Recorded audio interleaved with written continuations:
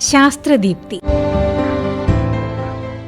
കഴിഞ്ഞ കുറച്ച് വർഷങ്ങളായി നമുക്ക് ലഭിക്കുന്ന മഴയുടെ അളവ് ക്രമാതീതമായി കൂടിയിട്ടുണ്ട്. ഇതിന്റെ വലിയ ഒരു ഉദാഹരണമായിരുന്നല്ലോ കുറച്ച് വർഷങ്ങൾക്ക് മുമ്പ് നമ്മളെയൊക്കെ പ്രതിസന്ധിയിലാക്കിയ നൂറ്റാണ്ടിന്റെ പ്രളയം.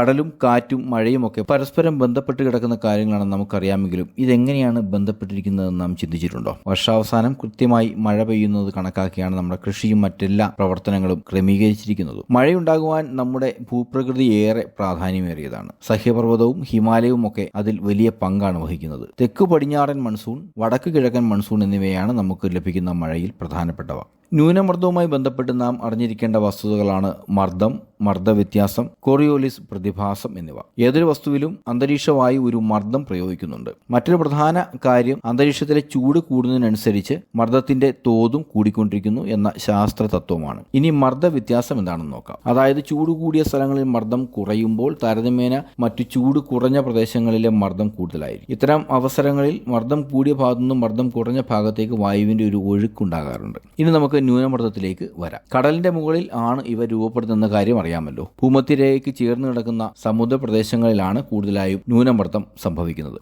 അത്തരം പ്രദേശങ്ങളെ ഉഷ്ണമേഖലാ പ്രദേശങ്ങൾ എന്നാണ് പറയാറുള്ളത്. അവിടെ ചൂട് കൂടുന്നതിനനുസരിച്ച് അവിടെയുള്ള മർദ്ദം കുറയുകയും അടുത്തുള്ള മറ്റു മർദ്ദം കൂടുതലുള്ള പ്രദേശങ്ങളിൽ നിന്ന് ഇവിടേക്ക് വായുവിന്റെ ഒഴുക്കുണ്ടാവുകയും ചെയ്യുന്നു. അങ്ങനെയുണ്ടാവുന്ന വായുവിന്റെ ഒഴുക്ക് സ്വാഭാവികമായും ഒരേ ദിശയിലാവുമെന്ന് നമുക്ക് വേണമെങ്കിൽ കരുതാം. എന്നാൽ അങ്ങനെ നേർരേഖയിൽ ഉണ്ടാകുന്ന കാറ്റ് ചുഴലിക്കാറ്റായി മാറുന്നത് എങ്ങനെയായിരിക്കാം? അതിനു പിന്നിൽ ഉണ്ടാകുന്ന കാരണങ്ങൾ പ്രധാനമാണ് കോറിയോലിസ് പ്രതിഭാസം. ഒരു പദാർത്ഥം അന്തരീക്ഷത്തിലൂടെ സഞ്ചരിക്കുമ്പോൾ അതേസമയം തന്നെ ഭൂമിയും ഭ്രമണം നടത്തുമ്പോൾ ആ പദാർത്ഥത്തിന്റെ പാതയിൽ ഉണ്ടാകുന്ന ചെറിയ വളവാണ് കോറിയോലിസ് പ്രതിഭാസം എന്ന് അർത്ഥമാക്കുന്നത്. അതിന് കാരണമാകുന്ന ബലമാണ് കോറിയോലിസ് ബലം. കുറച്ചുകൂടി വ്യക്തമായി പറഞ്ഞാൽ ഭൂമി പടിഞ്ഞാറ് നിന്ന് കിഴക്കൻ ദിശയിലേക്ക് ഭ്രമണം ചെയ്യുന്നത് നമുക്കറിയാം. ഭൂമി ഇത്തരത്തിൽ കറങ്ങുന്നതിനനുസരിച്ച് ഭൂമിയിലെ ചലിക്കുന്ന വസ്തുക്കളിൽ ഉണ്ടാകുന്ന ഒരു നേരിയ ചരിവാണ് കോറിയോലിസ് ബലം എന്നതുകൊണ്ട് അർത്ഥമാക്കുന്നത്. ഈ ബലം ഉത്തരാർദ്ധ ഗോളത്തിൽ വലത്തോട്ടും ദക്ഷിണാർദ്ധ ഗോളത്തിൽ ഇടത്തോട്ടുമാണ് ഉണ്ടാകുന്നത്. മർദ്ദം കൂടിയ ഭാഗത്തുനിന്ന് മർദ്ദം കുറഞ്ഞ ഭാഗത്തേക്ക് വായു കൂട്ടമായി എത്തുമ്പോൾ അതിന്റെ സഞ്ചാരപാത നേർരേഖയ്ക്ക് പകരം കോറിയോലിസ് ബലത്തിന്റെ ഭാഗമായി ഘടികാര ദിശയ്ക്ക് എതിരായി ചലിക്കുന്നു. ദക്ഷിണഗോളത്തിലാവട്ടെ ഇത്